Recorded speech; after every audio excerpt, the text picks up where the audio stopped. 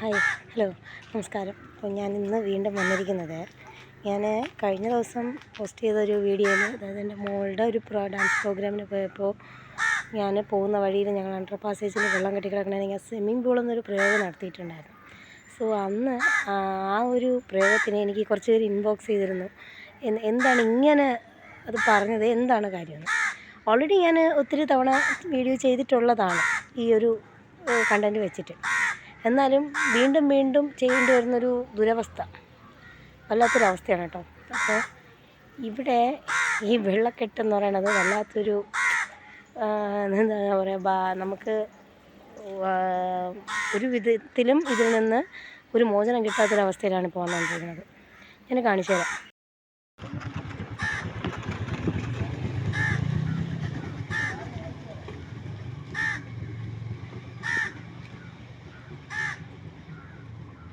വെള്ളത്തിൽ കാലൂന്നല്ലേ.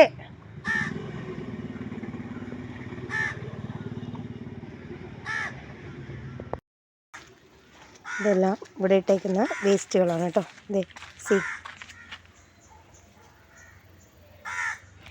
ഈ കാണുന്ന പുല്ലിൻ്റെ, ഈ കാട് പിടിച്ച് കിടക്കുന്നതിൻ്റെ മറുവശത്തായിട്ടാണ് ഈ വെള്ളം പോകേണ്ട ഒരു പൊസിഷൻ കൊടുത്തിരിക്കുന്നത്.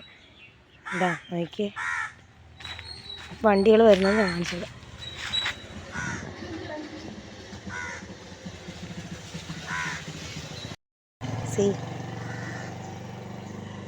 അപ്പോൾ ഇതിൻ്റെ ഇരുവശങ്ങളിലും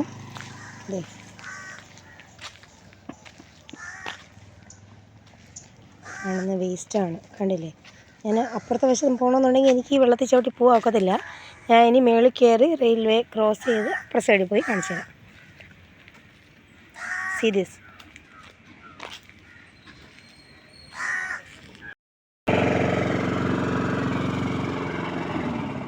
എല്ലാവരും അവരവരുടെ വീടുകളിലെ വേസ്റ്റുകൾ അത് അവിടെ തന്നെ ഡിസ്പോസ് ചെയ്യാൻ മാക്സിമം ശ്രമിക്കുക. എന്തിനാണ് മറ്റുള്ളവരെ ബുദ്ധിമുട്ടിക്കുന്ന രീതിയിൽ ഇത്തരത്തിൽ ചെയ്യുന്നത്?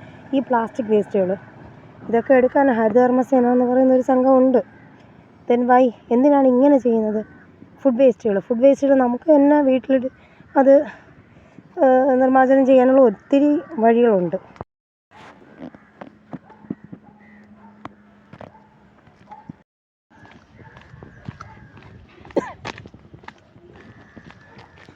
ഇതിൽ പകുതിയിൽ കൂടുതലും കിടക്കുന്നത് ഡൈപ്പറാണ്. കുട്ടികൾക്ക് ഉപയോഗിക്കുന്ന ഡൈപ്പർ.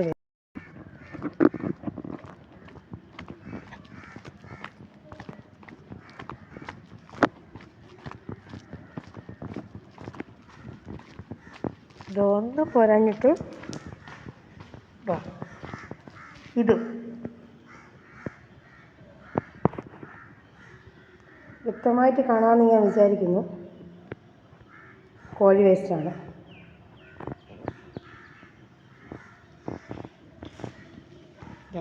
വെള്ളക്കെട്ടും